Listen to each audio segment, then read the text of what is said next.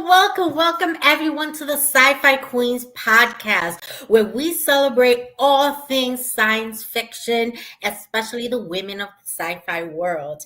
If you are new here, we ask that you hit that subscribe and notification bell. It'll really help our channel, and we really appreciate it. If you want to support our channel, we ask that you go check out our website that's scrolling at the bottom of the page. You'll have their information on our shows, about the queens, and a link to our merch store as well. I am your host, Nita, and joining me tonight is my co-host, Sarah, the Queen of Darkness, and the fabulous and the amazing author and sci-fi horror comic book indie author, Eric Williamson. Welcome. Okay, let's start with Sarah. How are you doing tonight, Sarah? I'm doing pretty good. Had a nice dinner with my family for my birthday. So yes, happy birthday, Sarah. Thank you. And Eric, how are you doing? I am doing wonderful, Battle Queen Nita and Sarah, Queen of Darkness. Thanks for asking. I didn't realize I should have added a really cool little title to my name right here. Yeah, you should have. Next time I'll You could have been King of Darkness since you write sci-fi horror. You could be our official King of Darkness. That's right. Sarah and I are getting closer already. So tonight we're here to talk to Eric Williamson about him as a writer, a sci-fi writer, a poet, because if you didn't know, he is also a poet, and all of the new things coming up in his life as a writer. But let's start with, when did you start writing science fiction and horror? Oh boy, I guess I have been writing science fiction and horror and poetry in one form or another probably most of my life. I really found a footing though in sci-fi and horror when I realized at a young age that those two genres really allowed for me to push the potential of challenging boundaries and exploring the unknown. And I just really love that. I love to be able to push concepts and ideas. I like to take them to the precipice and then push them off.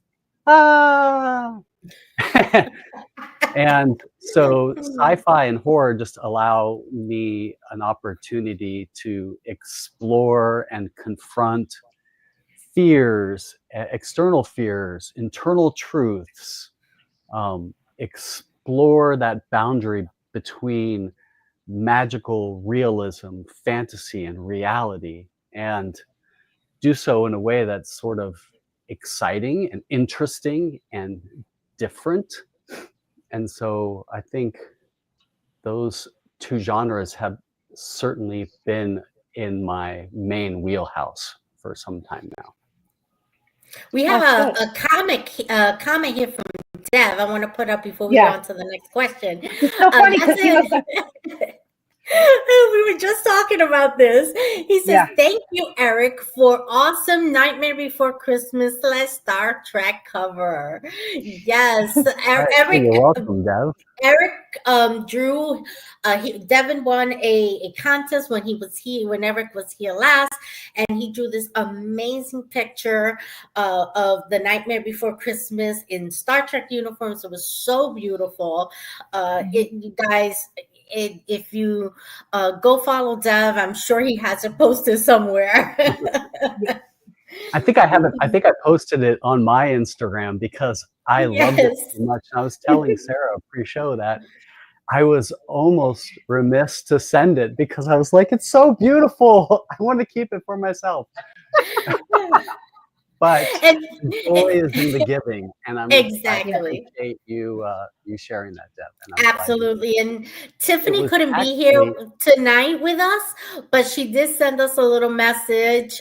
We love you too, Tiffany. And if you have questions for Eric, you can post them right here. We'll ask him for you. Yes. yeah, that cover that I did for Deb was on a blank cover of my comic book Prismatic, which came out in July of 2024. Yes. And Okay. I wanted to repeat that same process again for the Sci-Fi Queen show, is that at the end of the show, we could maybe pick another viewer and they will get a copy Absolutely. of my comic book Prismatic. They won't get this copy. They'll get the blank cover with a unique hand-drawn design by yours truly Ooh. for them, and they'll get to read the comic and appreciate their own custom piece of art. So why don't we do that again? I love doing it so Yay! much. That's great. That's You got so to fun. stay here for the entire hour, and at the end, Eric is going to pick who's going to win, or do you want me to pick? It's up to you. We'll figure And it out. Yeah. We'll figure it So out then. put your comments. Put your comments. Say something. Let us know you're here so that we can pick you if you are. If you're the winner. That's right. I'll reach Absolutely. out. We'll correspond with that person. They can tell me what Mm-hmm. crazy, wild idea they would like to see created on their own personal cover of my Prismatic comic book, and that would be a great way to ring in the new year with a Oh, surprise absolutely. for one of your loyal Absolutely. watchers. Oh, that's so wonderful. Thank you so much for doing that for us, Eric. That's so great. That's awesome. So I have a question. So what inspires you, and what, like, when you get a thought, how does that start your writing process? Is it just random, or do you just like you brainstorm and you pick something? What inspires me to write? Well, I would say that two things. I would say one, inspiration is a bit of an ambush. It usually comes when I'm least prepared. It could be the middle of the night. I might be reading something or watching someone make the absolute worst decision of their life and draw inspiration from it. um, it's it's an inspirational ambush, something that just clicks and comes to me, and I go and I jot it down, and I think, oh, there's the catalyst, there's the seed or the kernel of an idea or a concept. Then there are the the ideas, the inspiration that comes through a period of cultivation, Mhm. through setting. And usually that I've experienced more recently in collaborations where I might get together with somebody and we decide that we want to create X type of a book, and so we will collaborate, and inspiration sort of comes through that back and forth repartee, that battle Mhm. with somebody over creating and sharing ideas. um, but the ones that ambush me in the middle of the night and are the ones that are always, I feel like they come from some deep-seated part of myself, and they are in their way, are just trying to push their way out, or like a xenomorph bursting from my chest, So and they're like saying to me, Eric, I need to be need to creative, exist. Yeah. and I need to Um, come into the world. And it's funny, I was watching, when I was thinking about what it was that was the originating idea for creating When We Were the Voyage. Like, where did that idea first come into my mind? And I remember I was watching, like, I don't know if I was watching on YouTube, or it was just some old video of an octopus squeezing through like a keyhole. And I thought to myself, what if the universe had predators like that could slip through the cracks of existence, and they were on the precipice of coming through that keyhole into our reality. And so I kind of have to thank that little octopus video for the planting that seed of inspiration. So sometimes it can be the most unusual, unlikely thing, Sarah, that just sparks. So my next question and follow up to that is that do you have like an extremely long note on your phone, or do you keep notebooks around like by your bed and like in your car so you can write things down when they come to you? I actually do journal. Yes, I do. I have a planner. Every year I have a planner that I write down all of my notes and ideas and things that come to me, because I learned years ago that if I just leave it to my own memory, I will lose those ideas. It's like a dream. You wake up like, oh, that was the best dream ever. I need to remember it. And within minutes, it's left all semblance of existence from your memory. And so if I don't put it down and immediately capture it, I'll lose that. So now, Deb has a question voracious, for you. voracious. He's an honorary queen tonight. How many drafts of a story do you usually do before you feel the story is ready? Until it's printed and out into the world, it never feels ready to me, honestly. Really? Which is a problem of mine because I am a habitual reworker. I'm always sort of fine-tuning the knobs and tweaking it because I'm super self-critical. And I've also learned to open up the doors to constructive criticism. So I have a few close writer friends who I'll do beta reads with, and we'll exchange the projects that we're working on, because I've learned that that's really important. One, to keep me from not spiraling into just a creative abyss where I just get lost in just constantly fixating on tweaking into oblivion. And also to get constructive feedback on opportunities to improve something before it goes into print. I will typically when I do my first draft, I will go straight through from start to finish without stopping, like a bullet train. I will sit down and just type, go through, go out, and I don't stop and edit while I'm in that creative flow. Like when I'm so you can get it all out. When I'm in that flow state and I'm creating, I just write, and I might take a break, come back to it, and just keep going. Close the document, close the file, put it away, come back to it, and keep going, and power through to the end. Because if I stop at any given point and start to go back and tweak or edit, I'll get trapped or lost in that process. And so when We Were the Voyage, this project that I'm promoting right now, it's been really weird and different for me because it was a story that I road mapped. I road mapped the complete thing out before I even wrote it. Even beyond the point where the current book ends, I have a roadmap that goes out for books on end, just because this idea was so massive and I just had to get it out. And then I wrote the initial start to finish of the main,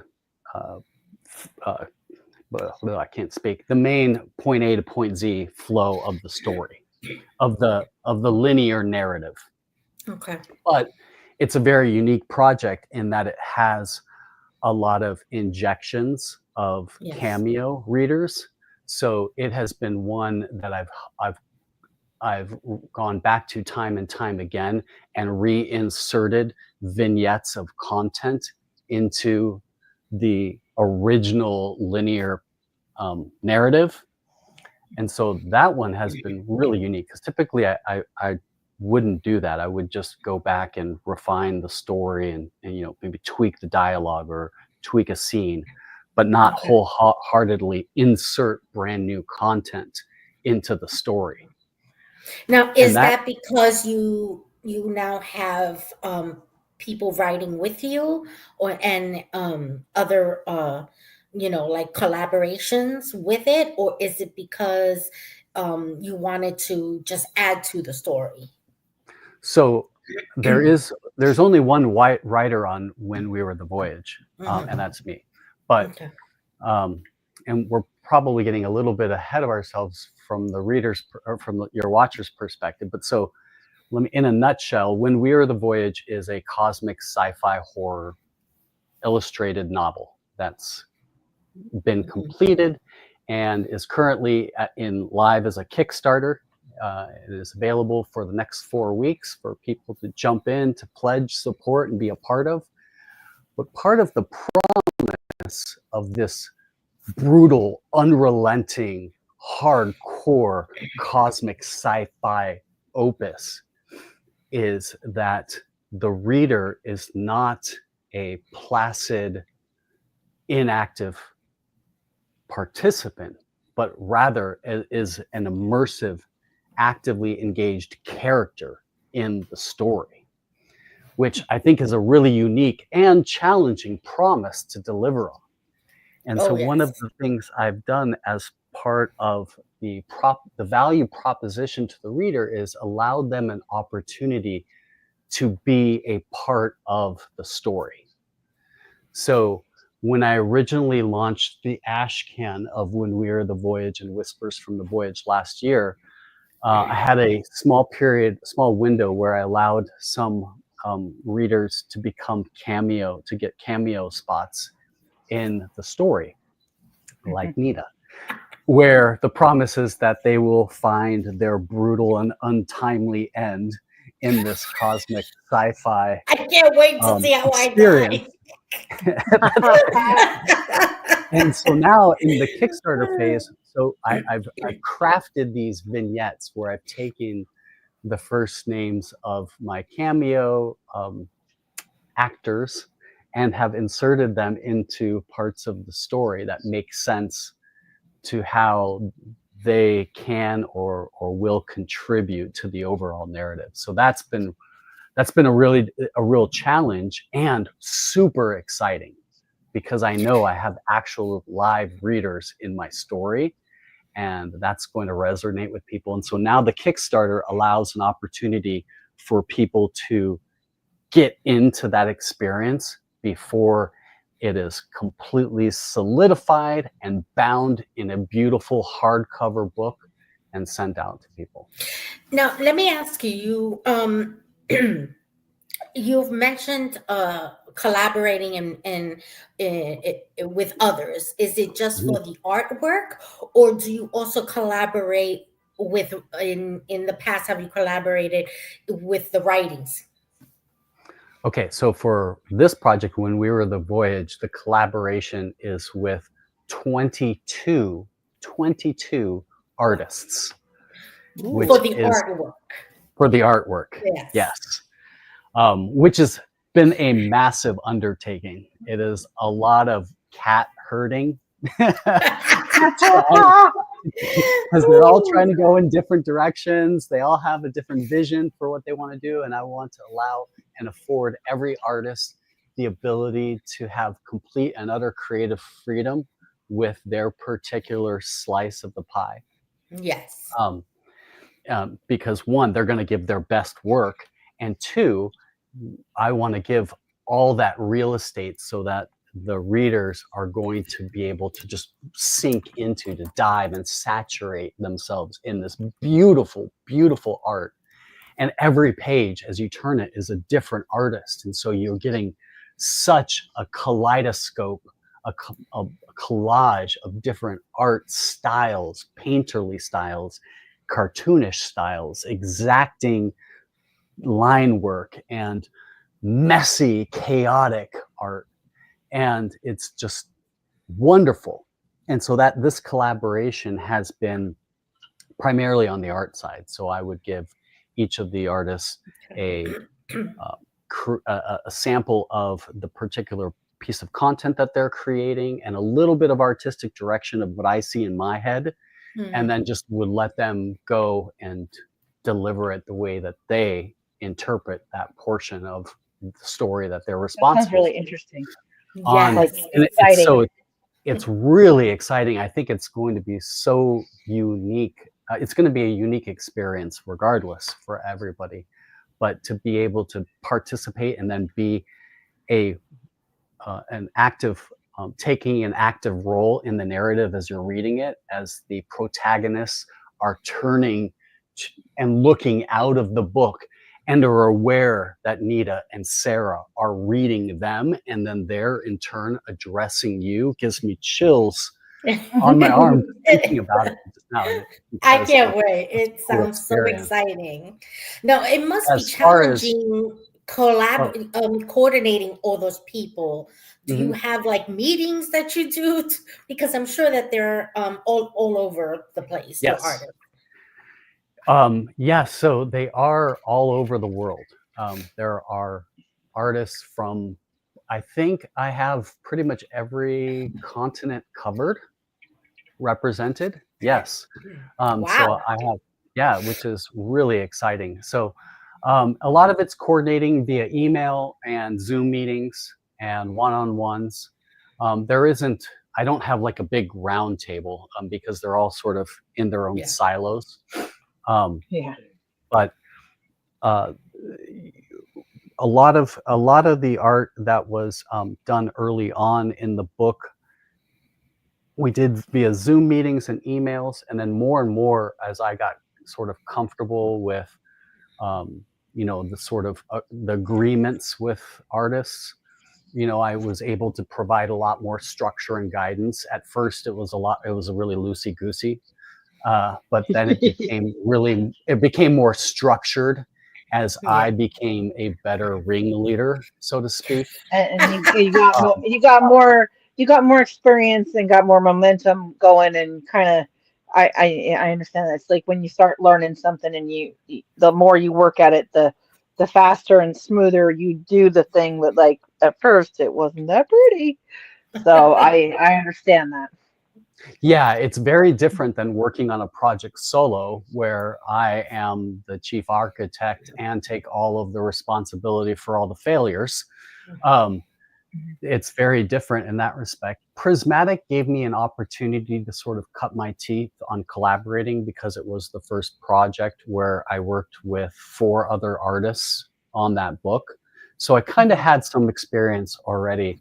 That though was very different because um, it, it it was a much lengthier process because they had whole entire stories that they had to create versus just individual pages. Yeah. So that was a lot more like having a weekly reoccurring meeting and going over Yeah. their pages, going over the dialogue, fine tuning, tweaking, looking at their art, making sure it aligns with the story and the script and the beats and the color palette and everything. So it was a lot more involved in a different way. But to go back and answer your earlier question, Anita, about the collaborating, um, I have not collaborated yet from having other writing partners Okay. on the Just project, artists then.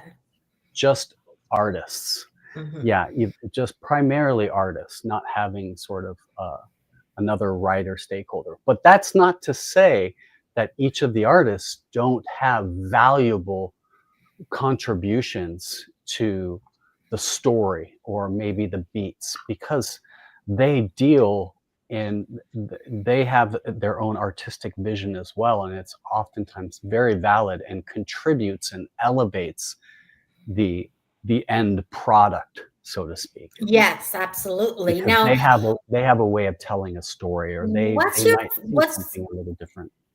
what's your favorite part of writing and your least favorite part of writing as an actual author? Oh boy, my favorite and least favorite. I guess Well, it's sort of both. Is rewrites. Rewrites are my least favorite part of writing and my Mhm. favorite part of writing. Which I know that might sound You're so really strange. complicated. It's No, like I understand it. I it's understand where weird. you're going. It's like, how would I describe it? Doing rewrites. It's kind of like doing surgery on yourself without anesthesia. You're the surgeon who enjoys performing. So you get to um, uh, you've made it past that first hurdle of getting the content out and onto the page, and you have this opportunity. The part that's the favorite is to refine it, to tweak it, to Mhm. make it better, Yes. and to find opportunities for improvement, to elevate the experience, to make it more immersive, more engaging. It's also my least favorite because it is also a very humbling experience. It's one where you sort of have to swallow your mistakes, and sometimes you also have to make cuts. And that's difficult, to take things out that I may have thought at one moment was the genesis of pure brilliance that I realize is utter Yes. garbage and doesn't work for the story. And so Mhm. that's not fun. It's just kind of sweep under the rug the mistakes that you made. But in that whole process, it allows you to sort of sharpen the the the script or the book or the poem or the comic into something that's going to be better for it. Now, Half Taco has a question for you. He says, Half question taco, for all right. Williamson. Yeah. What inspired you and what keeps you motivated? What inspires me? Well, we kind of touched on it a little bit at the beginning of the show, Half Taco, but I will say one thing that has inspired me a lot is the feedback from readers. As it's really inspirational to um, actually meet people either online, but even more so in public when I do a table event, that are like, oh, I read your comic and this really resonated with me, or I dug this or that. That's always super inspiring.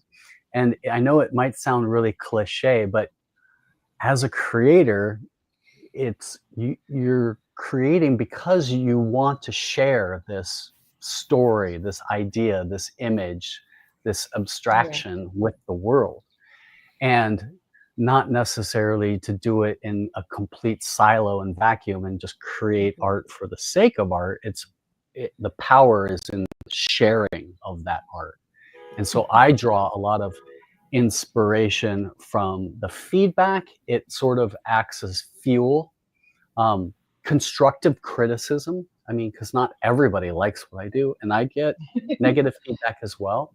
But as long as it's done tastefully and tactfully and done with Who are good those intent people? I want and nature. names. No. I'm just kidding. Well, I'm just kidding. okay. There's this woman, the Battle Queen. Oh, she's amazing. Oh! I'm just kidding. I'm I just, love I'm just Under the kidding. I'm bus. kidding. But yeah, no, it's so your I draw a lot of inspiration from just the communal sharing of art, and then also I draw inspiration from, I mean, this. Yeah. Um, I and have always been an avid reader, and so um, of comics and novels, fiction, nonfiction, biographies, horror, sci-fi, fantasy, all the genres, comic books. And so I draw inspiration from other amazing and talented people, and that is keeps me going, and provides sort of that freedom to always stay curious, to tap into that childlike wonder. And even as you get older, to not lose that. It's very Yeah. inspirational to stay dreaming and imagining and it's fun to play in the landscapes of these worlds that we create, because it is my grown-up version of my action figures, these stories that we created, and bringing in actual readers into the story is so exciting, and I cannot wait for them to be able to experience what I've crafted for them. That brings inspiration. It's this weird feedback loop. Yeah. But Now, is that thanks, Tap um Taco. I wanted to ask you, what advice would you give a young person starting out writing who hasn't published anything, who is just writing? What advice would you give that young person, whether they're a teenager or younger than that, about writing that you wish you would have gotten when you were younger? Uh, and don't wait. Don't. What are you doing? Start right now. Don't wait for permission. I mean, write whatever sets your soul on fire. Just if it feels overly ambitious or strange, don't judge yourself. Just create. Writing is messy, and that's fine. It is okay. There is no perfect moment that I've experienced or perfect idea. You just need to write and commit to moving through that chaos, and write like no one's watching. Just completely step outside of your restraints. Allow yourself the freedom to explore and push past the boundaries of your culture, your race, your religion, your ideologies, and just go. Allow yourself to be free. Allow yourself to create without fear of failure, to just be in the moment. And it doesn't matter what your subject matter is or what genre it is. I think that's probably really solid advice I would have appreciated knowing earlier. I think back in my college years, taking creative writing courses and English classes, feeling like there was a structured approach. We were taught Yeah, I know what these you're talking these about. are the steps that Yeah, you need to take Yes. when you're creating a short Hmm. story. When you're planning your hated it. plot, you do this, this, this. When you're developing your characters, you need X, Y, and Z. And I felt stifled by Yes. that. Hmm. I felt constrained and shackled. And I think that if you can just let that all be a fever dream that you push out of your mind and just allow yourself the ability to just be hilariously weird and unrestrained, and don't expect or seek validation in your writing, just go. Get it Was it out. Be hard honest. to Get it retrain out. your brain to come out of that structure that you were being taught Yeah, to be that more we're all free? taught. Yeah, we're Yeah. all taught that structure. You must write this way. Because Was it like when you're hard? talking about it, I see when you started mentioning that, it's like I see an outline, a summary, a Yeah. character chart. I see all these things that we are taught, but those things, I know those things make it hard for, like, I used to write, but all this forced structure made it hard for me. Yeah. And yeah, sorry. Yeah. I suppose I would say it.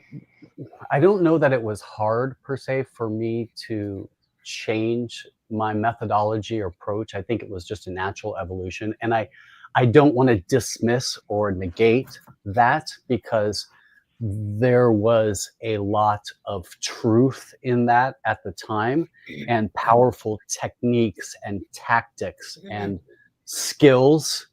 They're tools, but And I would say, as a form of advice, remember that those are just tools. They are not the box that you need to climb in and close the lid on. They are just there to allow you and to give you options to be creative and expressive and free of any of those restraints. And these stories that have really compelled me and sucked me in and consumed my time, and that we've proudly published with Prismatic and are now Yes. doing with When We Were the Voyage, are ones that I specifically told myself at the onset that we are going to take the what if scenario and take it as far as we possibly can. And that I allow myself the ability to grow through that process, but also explore unrestrained, regardless of what anybody else is going to think. And even in Prismatic, for example, there are stories that challenge, that are certainly, they don't align with my identity, but they aligned with my creative ability to explore and to put myself in the shoes of somebody that's a different gender, or someone that's a different sexuality, or explore relationships that may appear taboo on the outside, but those taboos are really just societal and cultural restraints. Exactly. And so I've found that by pushing and breaking through those doors, it's become a cathartic experience, and I think it manifests itself into better stories. Do you have a favorite piece of writing of your own that you like from all your writings? You're like, yeah, this one is my favorite, and it still stands. I Oh, is mean, it like picking the favorite child, which is kind of impossible? I was going to say, yeah, it's kind of that the favorite child syndrome, but I would say that I think the project I'm working on now is the one that I feel is like the one that I love the most at any given time, and give that child the most attention. The others are still kind of hanging around, and I will pat them on the head periodically, but they've served their purpose to a degree, because they've gotten me to the next project and the next stage. So everything I've created, I feel at the end of the day, when I put it into print, even though after all the labors involved in getting it to that stage, I feel very proud of, and I'm very happy. And I think that it was my best work at that time. Yeah. I don't ever go back to them and look at them critically, because I don't want to disarm myself or dismiss or disrespect the experience I had creating that particular piece. But they each have sort of catapulted me onto the next project that have given me the confidence and the experience and the desire to go one step further to craft the better story. In fact, the project I'm working on right now is called Gumbo Boombox, and it is slated for a later 2025 release, and it's a project I'm working on with a very close friend of mine, Latique Curry, who is a phenomenally talented artist and visionary. And we are working on, and so you would think, well, Eric, you've got this project When We Were the Voyage that's got its Kickstarter going. Yeah. That has been and still is a seminal work of mine that I'm still at the finish line of, and I'm giving it daily tons of TLC and a lot of fine last minute tweaks and refinements and perfecting that story so that the experience can be the best it can possibly be. But it has catapulted me onto the next project as well. So I've got this plate spinning. And Gumbo Boombox is a 5-story, super ambitious project. It's a 5-story anthology of science fiction, fantasy, magical realism, monsters, cyberpunk, and I'm probably forgetting a genre, adventure and superheroes. Ooh, okay. It is literally, and it's so funny because the name Gumbo Boombox came to us when we were Latik and I were kind of spitballing different titles, and we were throwing words at each other. And the idea of gumbo, right? This meal that's just this Yes. A little smorgasbord bit of of everything. hardening, Yeah. all the flavors, all the meats, all the vegetables, all the stuff, and then a Yep. boombox, all the music, all the vibes, all the tunes, all the stations. Gumbo Boombox is this synthesis of all of the genres that we love, all of the stories we ever wanted to tell, and to be done with heart and passion and stories that are tender and beautiful and adventurous and spirited. Very different departure from When We Were the Voyage, which just Absolutely. seeds and gruesome, vile monstrosities. Gumbo Boombox, I got that out of my system, and now I get to put all of my love into this new project, and that's something Now, that Taco, Half Taco has another question for you. He says, or she, I'm not sure what your pronouns are. Forgive me, They. Half Taco, they. That's correct. Thank you. She keeps me on check. Will there be a prismatic 2? Well, that's a great question, and I would love to continue Prismatic. I have not worked on a Prismatic 2 yet. I have some seeded ideas and notes from back into 2024 when I worked on the first book. Ideas for how to continue some of the stories and ideas how to continue the universe. Prismatic is a really interesting comic book because, a little bit of a spoiler alert here, all of the stories are actually tied together, but they read uniquely individual in and Yes, of they do. themselves. Mhm. But if you pay very close attention to the end of the fourth story, there are some particular shard mentions that tie all of the stories into one shared universe. And I thought that that was clever, but also allowed me the opportunity to continue with more prismatic, more facets of the gem. Okay. Now, I've said this time and time again. You are one of my favorite comic book authors, if not my favorite. And I totally mean that from the bottom of my heart.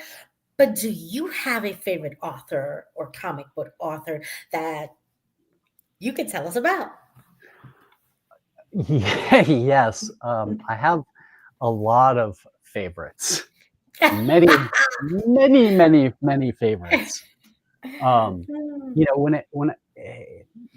Let's break that down a little bit into a few different categories. So when it comes to horror, I am a bit of a traditionalist. I love H.P. Lovecraft, Yes. even though he has a sordid personal history, his stories, removing the person from the art, his art is seminal.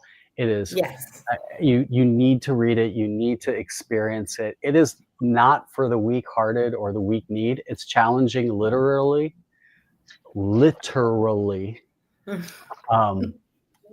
as so far as like the vocabulary is challenging, the sentence structure is challenging, it's dated, but I find beauty in that. I also really love Shakespeare. I'm currently doing a complete works of Shakespeare in 2025 read with a couple friends.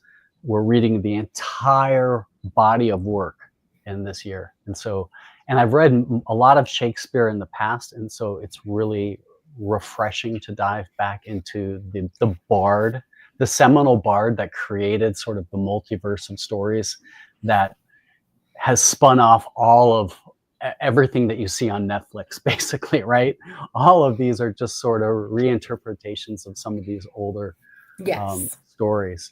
So Horror, I would say, I love Stephen King and Clive Barker, H.P. Lovecraft. I also like some of the new emerging um, and very diverse, talented modern horror writers like Eric LaRocca and Duncan Ralston. Love Chandler Morrison. These guys are more on the hardcore extreme horror end. Um, and I appreciate that. When it comes to science fiction, of course, one of my absolute favorite science fiction writers is Philip K. Dick,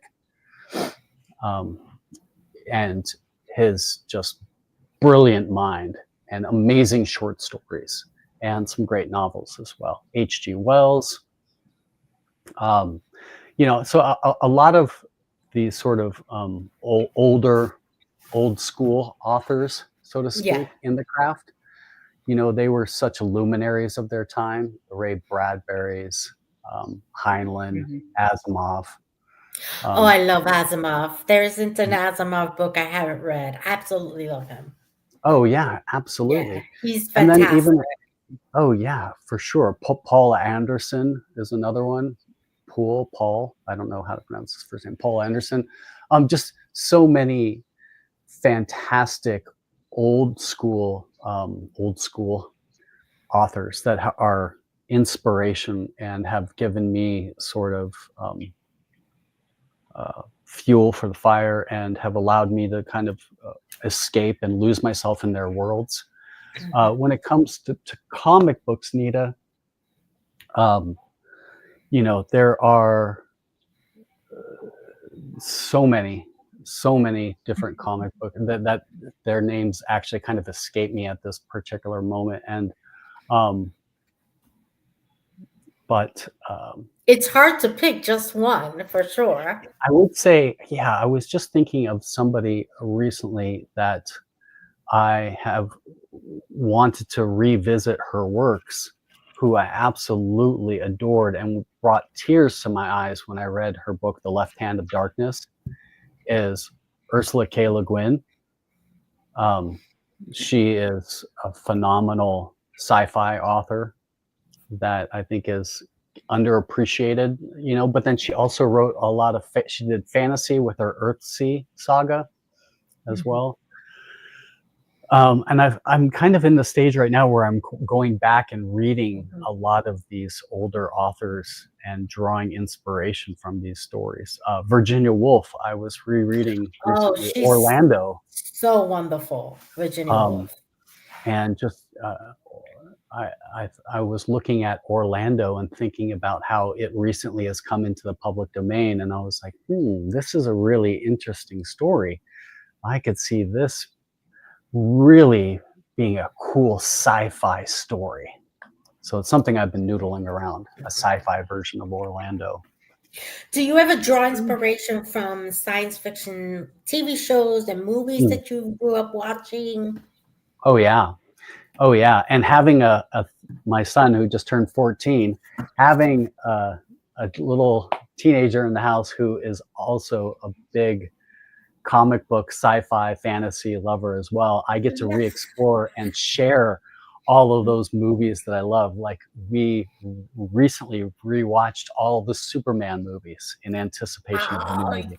That was so cool. All the Christopher Reeve movies, that took me back.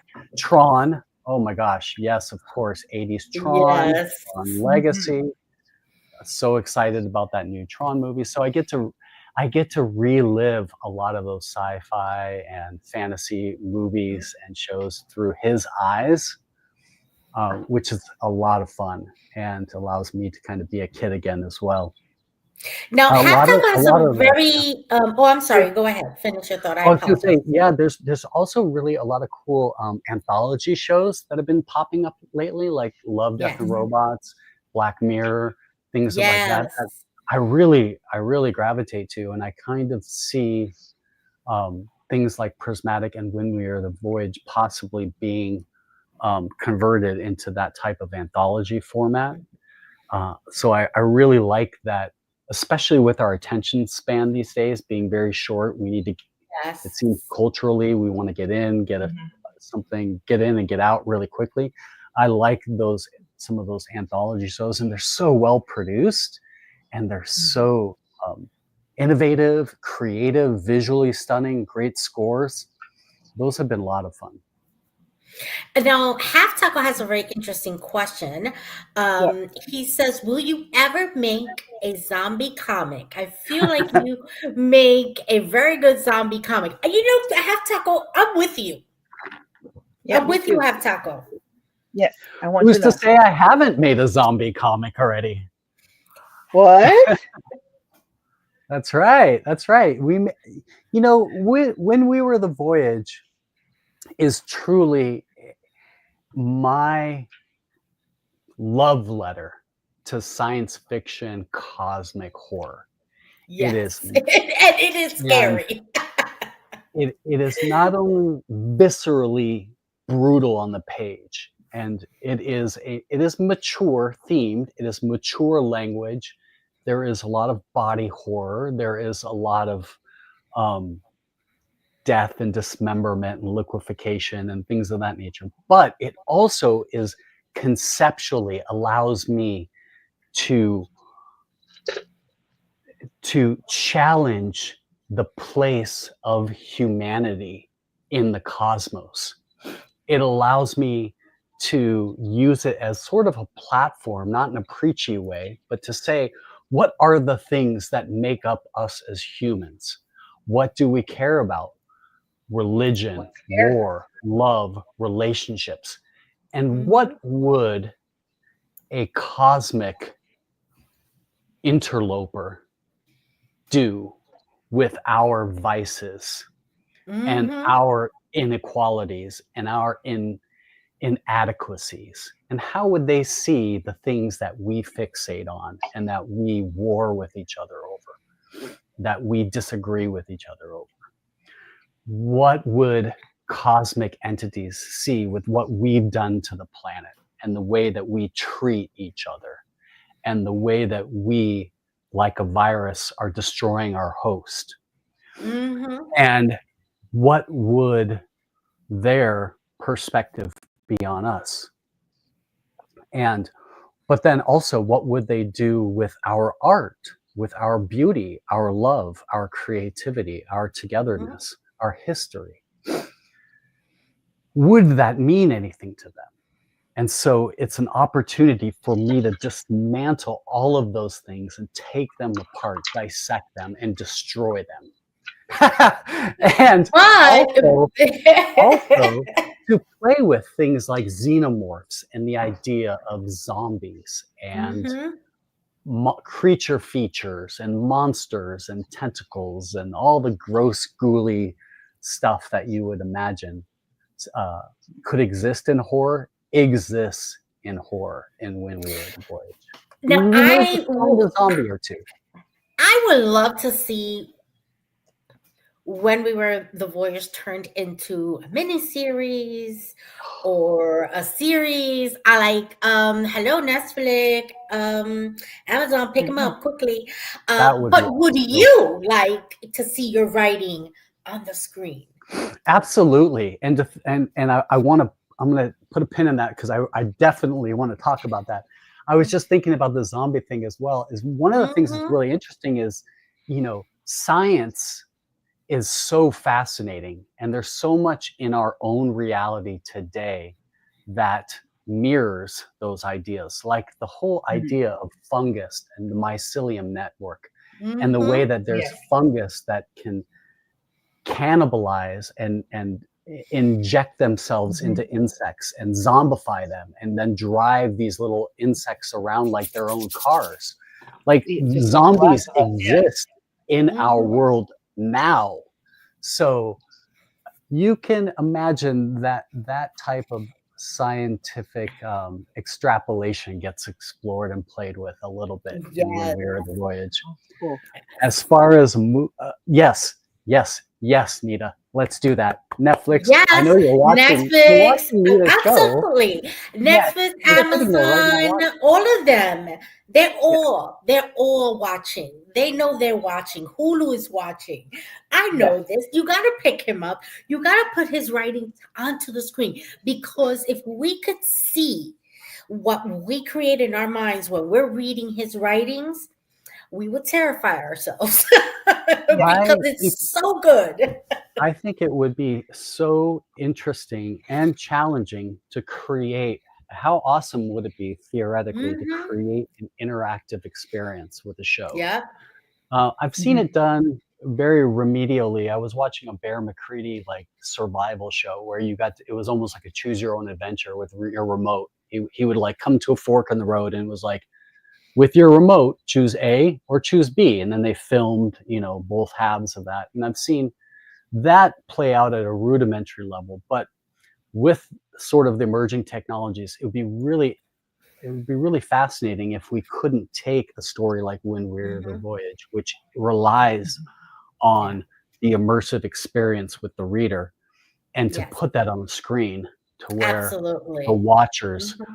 are in a fourth dimensional way or Yeah. somehow transported into that experience, whether it's a virtual reality experience, whether it's interacting with your television or something like that. I think that I there could would be. definitely see it even being, although I would want more than one episode, but like in a Black Mirror episode, you know how they have these standalone episodes. One of yours to kind of introduce it to the world would be amazing because it will be horrifyingly good. You will be so Well, scared that you and want that's a great more. idea. Yeah, no, absolutely. And what's really interesting that you said that, Nita, is because in When We Were the Voyage, I had mentioned at the beginning, top of the show, that there is a linear narrative that's being told from point A to point Z, the entire Mhm. story, start to finish. But there are these vignette insertions, and each of these vignettes in the stories are a point of view switch where we go from being up in the Harvester and Feaster spaceship down to the Earth, into Nita's bedroom in New York, Yes. and what's happening on the ground at that particular Hmm. moment from a Mhm. particular individual's point of view. And each vignette is completely isolated, siloed, different, and it's its own story within the story. And there are over 20 of these. And so they are very much in that Black Mirror vein, a Yes. completely isolated scenario. What's happening in Bogota, Colombia? What's Hmm. happening in Cairo? What's happening in New York? What's Mhm. happening in Lowell, Massachusetts, Yeah. with an architect that's there Yeah. and his particular slice of the experience, what's happening to him and his family during the invasion. Yes. Yes. And so that's really cool because they all deal with a different slice of that pie, and Hmm. they're not none of them are derivative of each other. So it allows me as a creator to play with all the tools in the sci-fi horror genres. Oh, sorry. Oh yeah, absolutely. Mhm. Absolutely. Sarah, do you have any last minute questions for Eric? Um, well, I had one of the ones that we had scripted. My question, the one that's been I keep focusing on, is what took you by surprise when you started writing that you were not aware of before you like dove in. Um, and it can be like the style or just restrictions or like the sheer amount of creativity, inspirations. I'm curious. Um, I think what is always surprising to me when I'm creating is the way that sometimes the characters will hijack the story, and the ways that the story, that the way that I might have planned it becomes irrelevant because a character evolves or a plot point Mhm. evolves. And I've been experiencing this mostly recently working on Gumbo Boombox because I'm Mhm. dealing with 5 completely different stories, each their own different genre, and Mhm. there are literally 150 to 200 characters spread across all 5 stories. And once there have been characters that I have designated that between Latique and I have decided that these are our main characters for the story. And we're going to be following these characters through the 4 issues. Each issue is going to be over 200 pages, by the way. 4 issues. We're going to be following these particular Carrie stories. But then there are these side characters that will come into the drama. And there's a few that have come in that I've fallen in love with. And even though their scope in the main story is small, it might be a bit part, a walk on and a walk off of a scene. But there was something about the character that just nestled inside my head that I wanted to play with further. And what's really cool is that as a writer, I can just go ahead and take that character off to the side and go ahead and create a little story for that person that's completely separate. So that has been really surprising to me, Sarah, is the way that some characters have sort of pushed their way forward and said, pay attention They've to organically me. grown on you. Pay attention to me. And so Yeah. there's a character called Nullgrave, who was just a bit part in one of the stories called Bones in Gumbo Boombox, who's this sort of cybernetically modified human who's had this arduous life, and now he's a scavenger in Subterranea, in this Neo Sao Paulo in Brazil. He lives on this like sub level of all this refuse and junk. And he's just basically like a survivalist, a junk dealer, but he's half modified. He's all cybernetic and part human. And he has just a very small bit part in the story, but I just fell in love with Nullgrave. And so I said to Latique, I said, I really like this guy. Can you draw me a couple more pictures of him? Which he did, because he's cool like that. And then I wrote an 8-page story and then shared it with Latique. And he's like, this is great. I love this. And I said, okay, and so we published it for free, and we just gave it it's out there. You can go and download it and get it for free. And so that was, I mean, and we haven't even finished the main book, and yet now we've got this story that we're just putting out there. And Latique liked it so much now that he is drawing an 8-page mini comic just for that story. So it is surprising how these little characters find their way to hijack the bigger project. And it's kind of cool because I think it just adds a little bit more sizzle to the steak. Absolutely. Yeah, that's cool. Yes, very cool.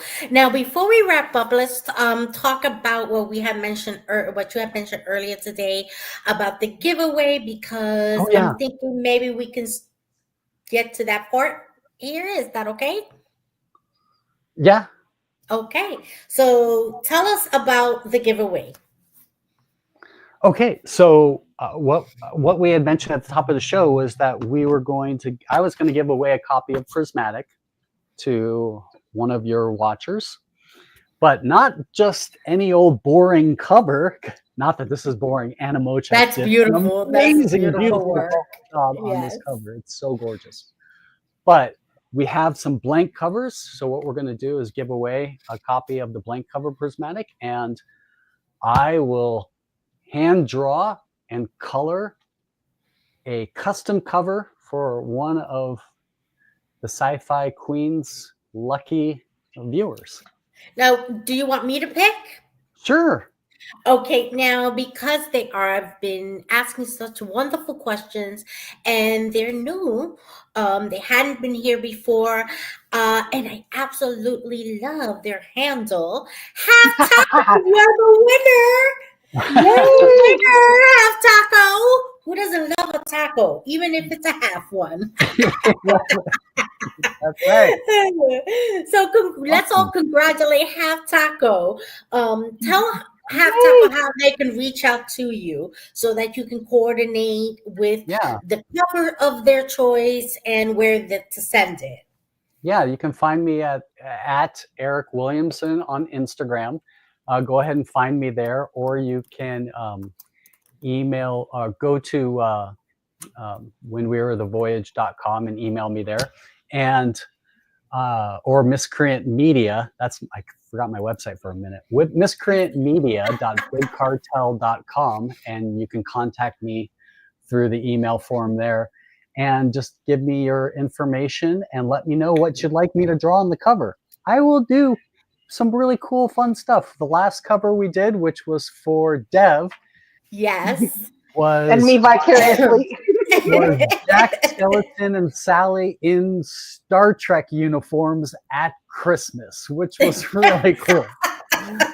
On the cover And it of looks Prismatic, fantastic too. It does. I did a cool It Swamp does. Thing cover for a friend. I did one of another person had requested, a friend of mine, their dog in When We Were the Voyage battle armor.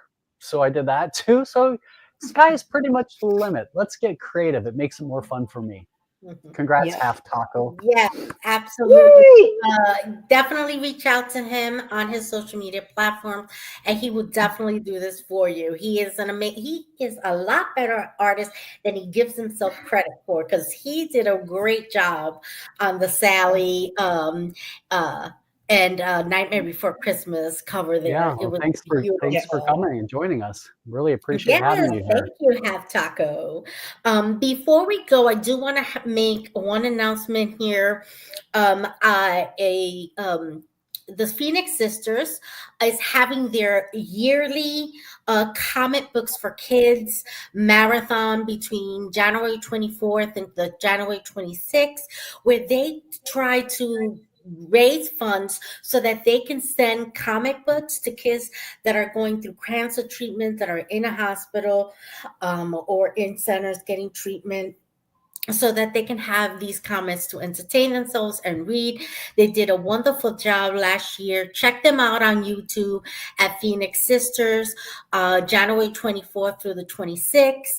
They're going to be doing they'll interview people, they'll talk to different comic book artists. They do just a wonderful job for of the kids, and I think that that's just beautiful. Guys, spread Yes. the word. They're just fantastic. We've had one of the Phoenix sisters on. She is so wonderful, such an amazing cosplayer too. And our next episode, we will be here on January 24th at 9 p.m. Eastern Time. We're going to actually do another interview with Lauren Sapolo and Matt Canott, sci-fi authors of the Parallax trilogy, which is my new favorite trilogies in science fiction. They are so good. If you have not read them, I encourage you to read them. They are so well written, and they just go from book to book to book seamlessly and just beautifully written. So we're going to be interviewing them, and it's going to be great. I did confirm with them because they are in LA, but they are safe and they are able to do the interview still. So it's going to be wonderful. Yeah, definitely. But thank you, Eric, so much for being here tonight, and doing the giveaway, and for your wonderful work, because your work is a Yes. really just not just entertaining and terrifying, but it's so enjoyable. I love reading your writings. You are truly my favorite indie comic book author for sure. I'll say it proudly, absolutely my favorite. I love your work. And Sarah, I don't know if you have anything you want to say before we call it a night. Just that, thank you again for coming. It was fun Yes. again, and you always have such wonderful information to share with our viewers, Well, and yeah, not thanks just for about your having me on. project, but with writing in the future for them too. Yeah. And you No, are that's good. always I welcome appreciate it. on the Sci-Fi Queens. And if we can Yes, please. support you in any of your future endeavors, not just the one you're currently doing, please let us know, because we are here to support you and to get the word out about your work. Absolutely. So you are an honorary Sci-Fi Queen. Ooh, yes.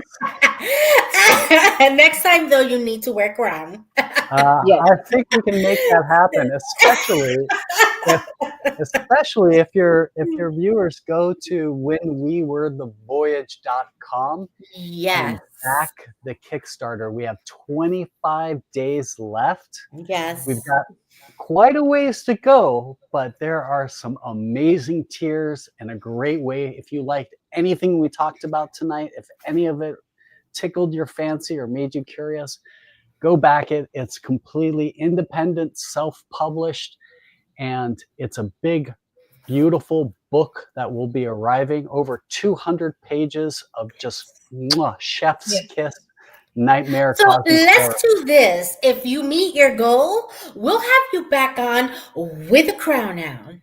That I Guys, would be, just I to would be get him happy. to do it, I would back him up if I Yeah.